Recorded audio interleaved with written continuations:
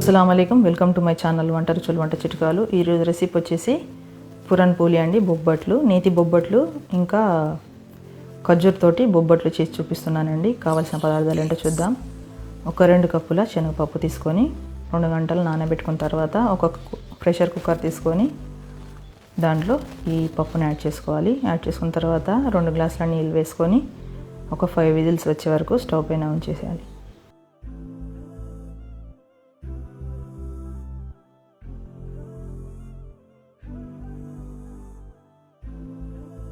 తర్వాత ఒక బౌల్ తీసుకొని ఒక 2 కప్పుల గోధుమ పిండి తీసుకొని ఒక 1 టీ స్పూన్ సాల్ట్ వేసుకొని తర్వాత కొన్ని వాటర్ యాడ్ చేసుకుంటూ దీన్ని చపాతీ పిండిలా కలుపుకోవాలి.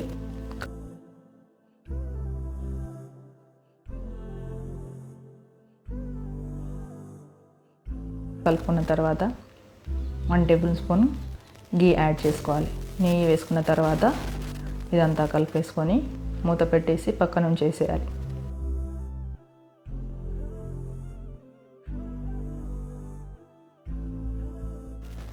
తర్వాత ఈ మన శనగపప్పు ఉడికిపోయిందండి. దీన్ని స్టవ్ పైన నుంచి తీసేసి ఒక మిక్సీ జార్ తీసుకొని దాంట్లో ఈ శనగపప్పునంతా వేసేసి గ్రైండ్ చేసుకోవాలి. గ్రైండ్ చేసుకున్న తర్వాత ఓ ప్యాన్ తీసుకొని స్టవ్ పైన ఉంచేసి ఈ శనగపప్పు మిశ్రమాన్ని, గ్రైండ్ చేసుకున్న మిశ్రమాన్ని దీంట్లో ఈ ప్యాన్లో వేసుకోవాలి. ఈ ప్యాన్లో వేసుకున్న తర్వాత ఈ 2 కప్పుల శనగపప్పుకు 1 కప్పు బెల్లం తీసుకున్నాను. అంటే ఇంకో 1 కప్పు శనగపప్పు మిశ్రమము ఖర్జూర్తో చేయడానికి పక్కన ఉంచేసాను. 1 కప్పు శనగపప్పు మిశ్రమం, గ్రైండ్ చేసిన మిశ్రమం సగమేమో కడాయిలో వేసుకొని సగం పక్కన ఉంచేసాను ఈ పప్పు మిశ్రమాన్ని. ఎందుకంటే ఈ ఖర్జూరు పేస్ట్తో తయారు చేయడానికి. ఈ ఫస్ట్ వచ్చేసి ఈ శనగపప్పులో ఈ బెల్లాన్ని మిశ్రమాన్ని యాడ్ చేసుకొని కాసేపు చిక్కబడేంత వరకు దీన్ని కలుపుతూ దగ్గర పడనివ్వాలి. దగ్గర పడిపోయిన తర్వాత 3 టేబుల్ స్పూన్ గీ యాడ్ చేసుకోవాలి. నెయ్యి వేసుకున్న తర్వాత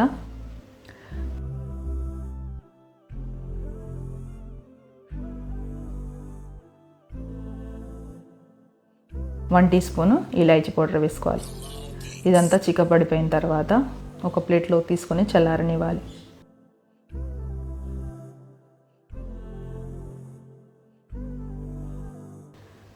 తర్వాత నెక్స్ట్ వచ్చేసి మన ఖర్జూర్ తోటి బొబ్బట్లు ఎలా చేసుకోవాలో చూద్దాం. ఈ మిగతా గ్రైండ్ చేసుకున్న మిశ్రమాన్ని ప్యాన్లో యాడ్ చేసుకున్న తర్వాత ఈ ఖర్జూరాలు ఏవైతే ఉన్నాయో వీటిని గింజలు లేకుండా తీసి గ్రైండ్ చేసుకొని కొన్ని వాటర్ యాడ్ చేసుకొని గ్రైండ్ చేసుకున్న తర్వాత ఈ పేస్ట్ని దీంట్లో పప్పు మిశ్రమంలో యాడ్ చేసుకోవాలి.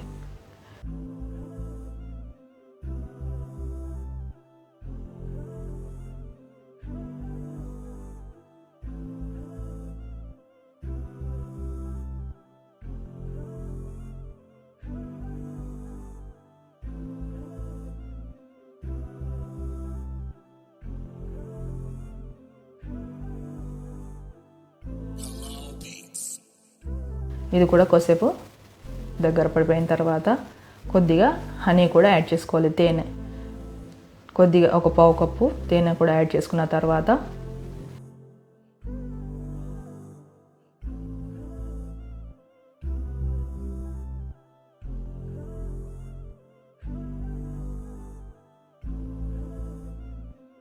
కొద్దిగా ఇలాచీ పౌడర్ యాడ్ చేసుకోవాలి. ఇది కూడా దగ్గర పడిపోయిన తర్వాత ప్లేట్లో తీసుకొని చల్లారనివ్వాలి. చల్లారిన తర్వాత ఈ పిండి మిశ్రమాన్ని తీసుకొని ఇలా ముద్దలుగా చేసుకొని అలాగే ఈ పప్పు మిశ్రమాన్ని కూడా ఇలా ముద్దలుగా చేసి పెట్టుకోవాలి.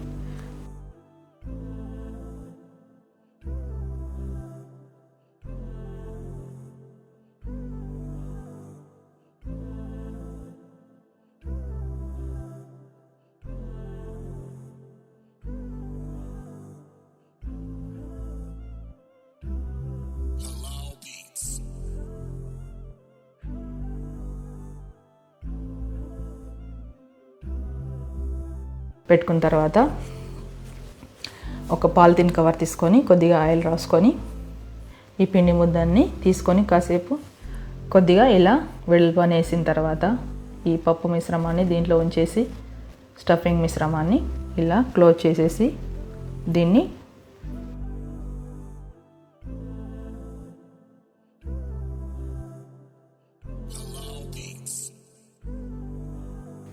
ఈ పేపర్కి కొద్దిగా ఆయిల్ రాసుకొని, నెయ్యి కానీ ఆయిల్ కానీ రాసుకొని ఇలా పేపర్ దీనిపైన ఉంచేసి ఇలా రోల్ చేసుకోవాలి. రోల్ చేసుకున్న తర్వాత కొద్దిగా ఇలా చేయితోడు కూడా కొద్దిగా ప్రెస్ చేసేసి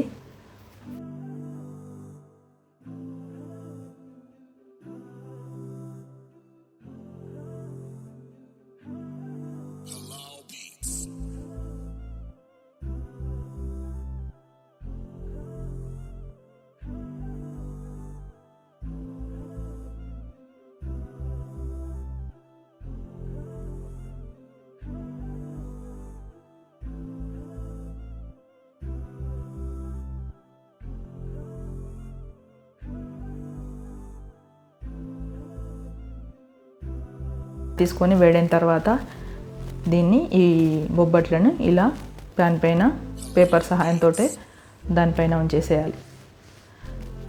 రెండు వైపులా చక్కగా కాల్చుకొని నెయ్యి వేస్తూ కాల్చుకోవాలి. వీటిని నేతి బొబ్బట్లు ఇలా నెయ్యి వేస్తూ రెండు వైపులా కాల్చుకున్న తర్వాత ప్లేట్లో తీసుకుందాం. అలాగే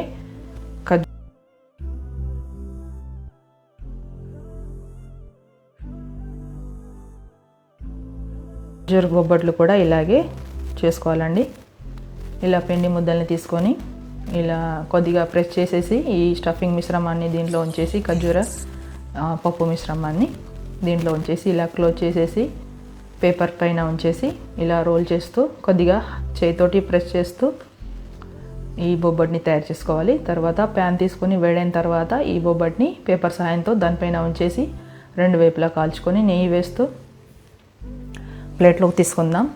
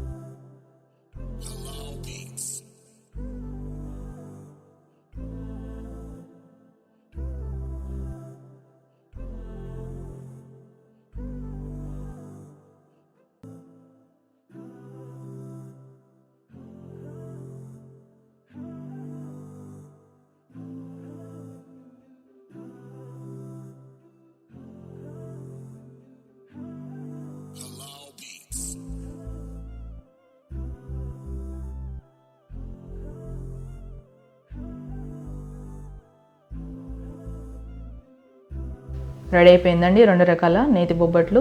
ఒకటేమో నేతి బొబ్బట్టు శనగపిండి బెల్లంతో, ఇంకోటేమో ఖర్జూరతోటి బొబ్బట్లు అండి. రెడీ అయిపోయినాయండి. ఈ రెసిపీ నచ్చినట్లయితే మీరు కూడా ట్రై చేసి చూడండి. అలాగే వీడియో నచ్చినట్లయితే లైక్ చేయండి, షేర్ చేయండి, కామెంట్ చేయండి. Thank you for watching. Allah Hafeez.